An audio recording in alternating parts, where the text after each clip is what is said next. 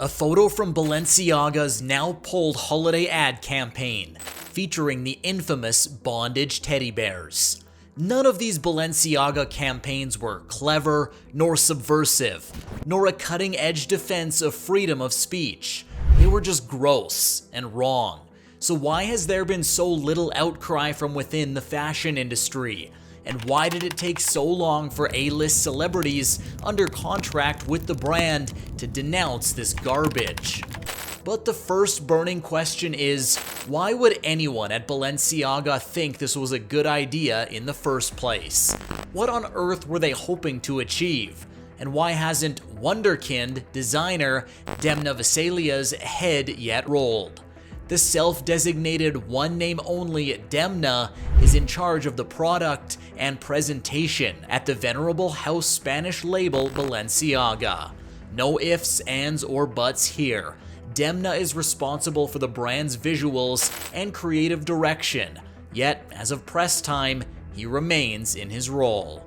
Finally, this afternoon, after even Kim Kardashian last night released a series of escalating statements condemning the ads, as a mother of four, she said she was disgusted and shaken by the pulled ad campaigns, though probably not yet promising to step away from her ambassadorial role with the brand. Balenciaga followed up its weak and wishy-washy early responses with firmer language in a statement. Read it in full here.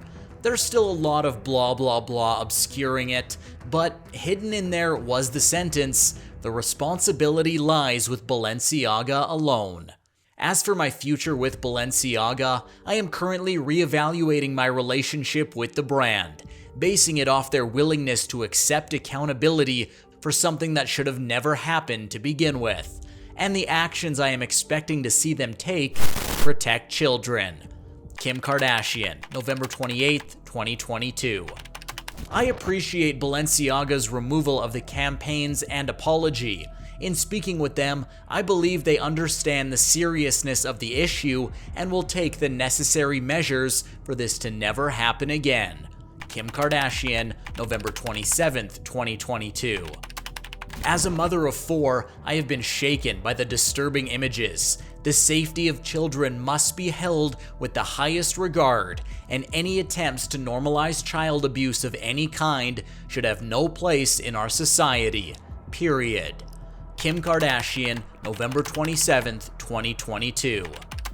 I'm not an advocate of cancel culture. The whole fickle, whiplash, reputation-slaying thunderdome of social media makes me wildly uncomfortable. So too does the tabloid expression, breaks his, her, their silence, as if we are all owed everyone's opinion on anything at any time. But this is different. Designers get fired all the time. This week alone, Kering, the conglomerate run by François-Henri Pinault, aka Salma Hayek's husband, let go Gucci superstar designer Alessandro Michele, allegedly because it wanted a bold new direction for the juggernaut luxury brand. Kering also owns Balenciaga. With Demna making no public statement and the photographers in question claiming they had no say in the content of the pictures in question, yes, nearly a week after the scandal broke and the campaigns were cancelled and the Balenciaga Instagram slate was wiped clean, the third apology today from the label feels too little, too late. This is not art with a capital A. These are advertisements for kitschy and not very clever commercial products. Teddy bears with choke straps are most definitely not art. Note bean. Drake showed up in one of the rather ostentatious teddy bear coats to a sports game after the scandal began. He wore it well. I personally don't care if he was supporting the brand or not. The fact remains that he is not a toddler.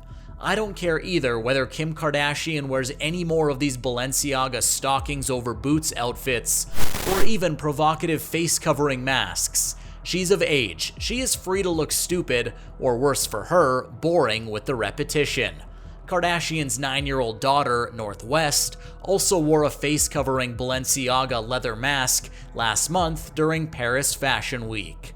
Someone involved here, and I'm guessing Demna and his edgy, stylish crew of disciples, are confusing their mission to sell clothes with art. Their heads just got too big. All the prostrate fashion world glory and adulation, the appearances with Kim Kardashian at the Met Gala in a fully covered stocking face mask, and the billion-dollar deals with Ye and Gap. It made them giddy and foolish. They thought they were more serious and more important than they are. And this was really all the fault of some renegade prop stylist. They were shoddy and lazy for not supervising their vision. As of press time, only Business of Fashion, the London-based industry chronicler, has spoken out against Demna and Balenciaga.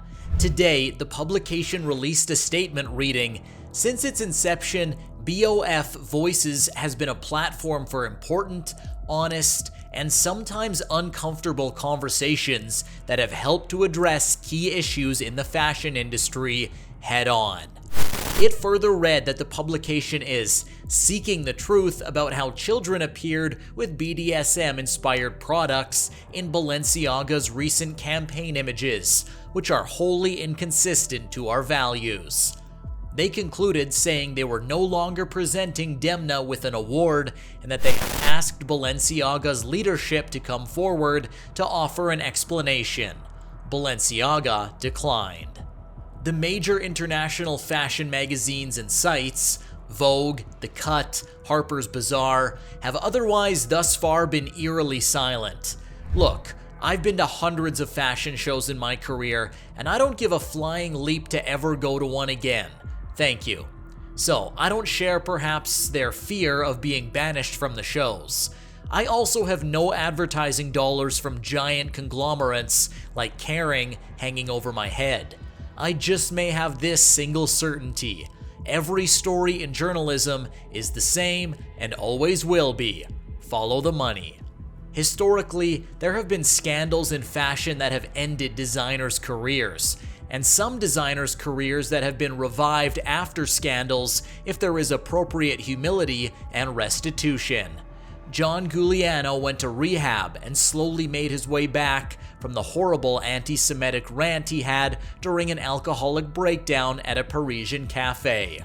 Today, he designs Martin Margiela, and he is back in the top echelon of fashion's most intimate bosom. That Dolce & Gabbana is somehow still an acceptable label to wear despite the multiple instances of remarks disparaging Chinese people, not to mention their bizarre objections to gay couples having children, is astounding to me. Socialites and Kardashians flock to their over-the-top, let-them-eat-cake Alta Moda shows with not a shred of compunction. Hey, your choice, guys. Follow your conscience. Karl Lagerfeld's brilliant legacy at Chanel was marred by his most unfortunate penchant for fat shaming. Brands make a choice whether to weather a storm or double down with impunity. Really though, it is the consumer who decides at the cash register. Thus, it was not surprising to hear in the past weeks Balenciaga fans start to talk of their discomfort wearing the latest bug-eyed sunglasses from the brand. They cost a pretty penny. It is a difficult choice and a personal one.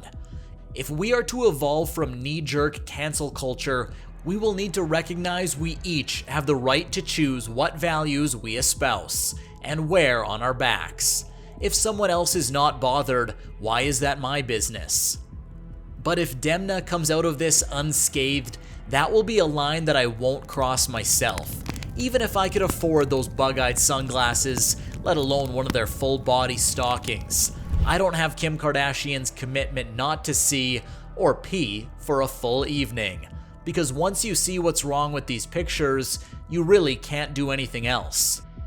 Well, guys, that's the explained story from Dark Truth. Make sure that you subscribe to the channel with a bell, and you have guaranteed 2 videos per week exposing the deep secrets of our society and business. Thank you for being with us. Take care, until next time.